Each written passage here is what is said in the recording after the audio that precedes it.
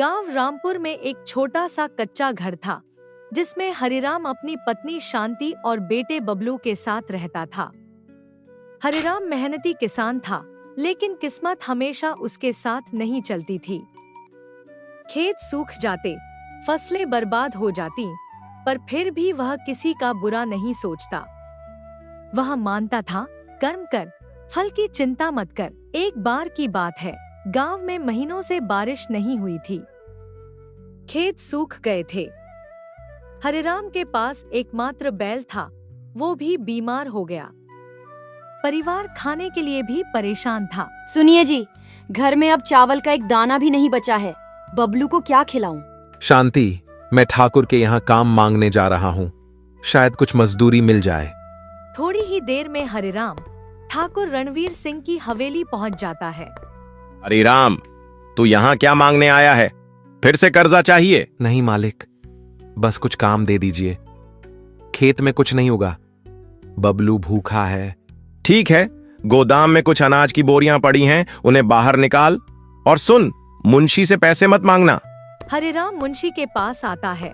मुंशी हरिराम को काम समझा देता है। हरिराम दिन भर धूल और चूहों से भरे गोदाम में काम करता रहा। शरीर थक गया, मगर मन को संतोष था कि शायद शाम को अनाज की बोरी मिल जाए। लेकिन जब काम पूरा हुआ, मुंशी ने एक मुट्ठी चावल थमा दिए। लेकिन साहब, ये तो बहुत कम है, थोड़ा और मिल जाता तो। ज्यादा नाटक मत कर, ठाकुर ने जितना कहा उतना तुझे मिल गया। हरिराम चुपचाप वहां से चला जाता है। रास्ते में उसे एक साधु बाबा दिखाई देते हैं, जो कि अपनी कुटिया के बाहर बैठे होते हैं। बेटा, बड़े थके हुए से लग रहे हो, आओ थोड़ी देर विश्राम कर लो और कुछ खा लो। नहीं बाबा, अब मैं घर जाऊंगा। घर में भूख से बिलखता बेटा है। अगर आपके पास कुछ बचा हो तो उसी के लिए चाहिए। पता नहीं बेटा, तेरे जैसे सीधे सच्चे लोग ही संसार में क्यों लूटे जाते हैं।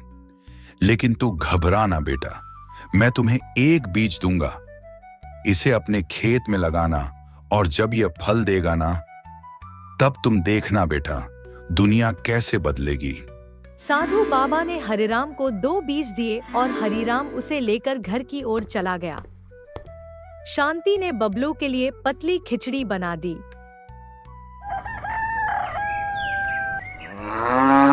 सुबह होते ही हरिराम अपने खेतों में जाता है और साधु बाबा के दिए हुए बीज लगा देता है। 1 महीने बाद वह बीज एक वृक्ष का रूप ले लेता है, लेकिन उस पेड़ के ऊपर कोई फल नहीं आता। यह देखकर गांव वाले भी हरिराम का मजाक बनाने लगते हैं। अरे हरिराम, क्या हुआ? अभी तक पेड़ में कोई फल नहीं आया। अरे भाई देखो, शायद कोई चमत्कार हो जाए। एक दिन अचानक गांव में बेमौसम बारिश हुई।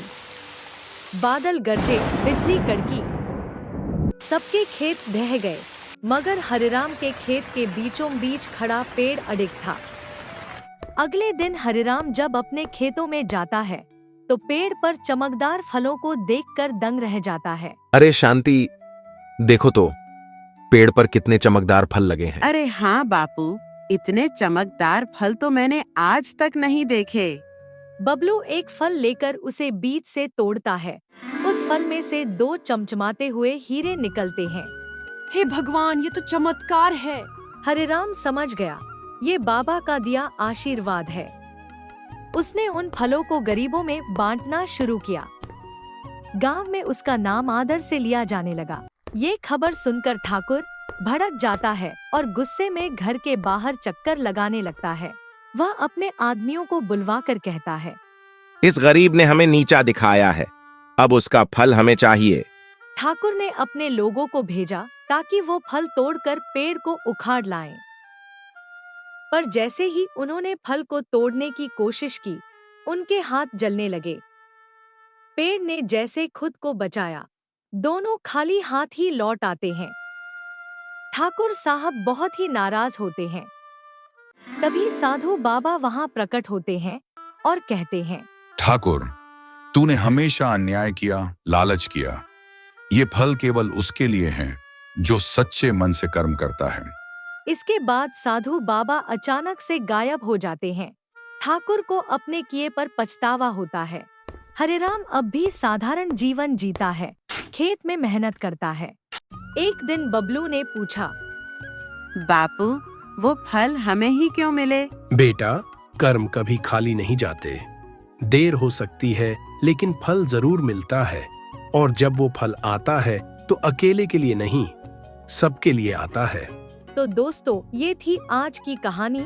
अगर आपको पसंद आई हो तो लाइक, शेयर, कमेंट और सब्सक्राइब जरूर से कीजिएगा, ताकि हम और भी अच्छी अच्छी कहानियाँ आप लोगों के लिए लाते रहें। धन्यवाद।